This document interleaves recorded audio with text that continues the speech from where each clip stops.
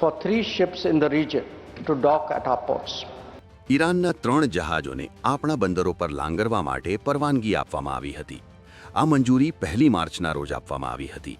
IRS લાવાન ખરેખર 4 માર્ચના રોજ કોચીમાં લાંગર્યું હતું. તેના ક્રૂ મેમ્બર્સ અત્યારે ભારતીય નૌકાદળની સુવિધાઓમાં છે. અમે માનીએ છીએ કે આ યોગ્ય પગલું હતું અને ઈરાનના વિદેશ મંત્રીએ આ માનવીય અભિગમ માટે તેમના દેશ વતી આભાર વ્યક્ત કર્યો છે.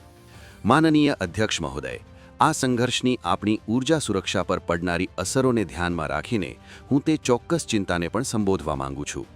સરકાર એનર્જી માર્કેટની ઉપલબ્ધતા, ખર્ચ અને જોખમોને સંપૂર્ણપણે ધ્યાનમાં રાખીને સુનિશ્ચિત કરવા માટે પ્રતિબદ્ધ છે. અમારા માટે ભારતીય ગ્રાહકોના હિત હંમેશા સર્વોપરી પ્રાથમિકતા રહ્યા છે અને રહેશે. જ્યાં જરૂર પડી છે ત્યાં ભારતીય મુત્સદ્દીગીરીએ આ અસ્થિર બજારમાં આપણા ઊર્જા સાહસોના પ્રયત્નોને સમર્થન આપ્યું છે.